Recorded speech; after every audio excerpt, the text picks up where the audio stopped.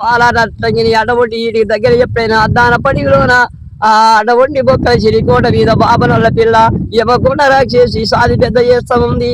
రగరాజు మల్లయ్య కళ్ళ చూసిండు అటువంటి భగవంతుడు.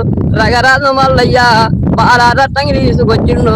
అటువంటి రాక్షసుడు తప్పింటే అలనాడు ఆ రాక్షసి కాలిపోయిన అటువంటి బొక్కలన్నీ అటువంటిగా ఆ బొక్కలన్నీ ఉత్తగా పోదాని అలనాడు రగరాజు మల్లయ్య బియ్యనైనా మరి అటువంటి దూరగమొద్దు కురుమల ఇళ్ళల్లా పెళ్లిరైనాడు ఎప్పుడైనా మరి ఆ యమకొండ రాక్షసు ఎద్ద అటువంటి బొక్క ఎన్ని బొక్క అయినా దూరగమొద్దు చేసిండ్రో ఆ రాక్షసు బొక్కలు ఎన్ని ఉన్నాయో గొంగడి తయారు కావాలి కురుమల్ల కానీ భగవంతుడు రగరాజు మల్లయ్య జీవనాన్ని పెట్టిండు.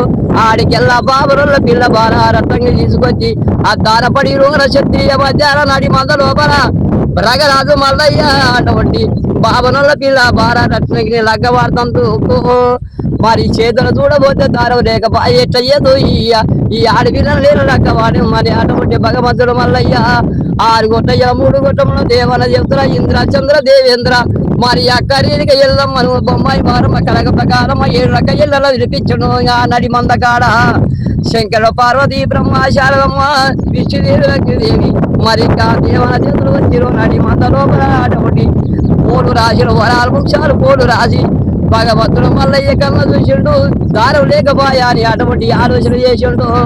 భగవంతుడు మల్లయ్య నడి మంద లోపలికి వచ్చిండు. మల్లయ్య ఆ నడి మంద లోపల తెల్ల గొర్రెను చూసిండు. తెల్ల గొర్రెను పూలు తీసిండు భగవంతుడు మల్లయ్యనైనా ఆ పూలు ఎప్పుడైనా మరి తెల్ల గొర్రె పూలు అటువంటి దారం దాల్చిండు.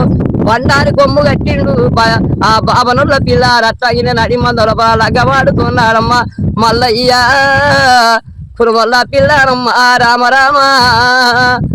ఇక చండీశ్వర గోత్రవారే భగవంతుడే కురుమల్ల పిల్లారైన పాపనుల్ల ఆ బాలరత్నంగి గర్భంలో జన్మించిన వాళ్ళు 202 ఉన్ని కొంకల పొల్లు 202 పత్తి కంకల పొల్ల అని ఆ అమ్మవారు ఎప్పుడైనా మరి రత్నంగి గర్భంలో జన్మించేదైనా భగవంతుడు మల్లయ్య భగవంతుడే.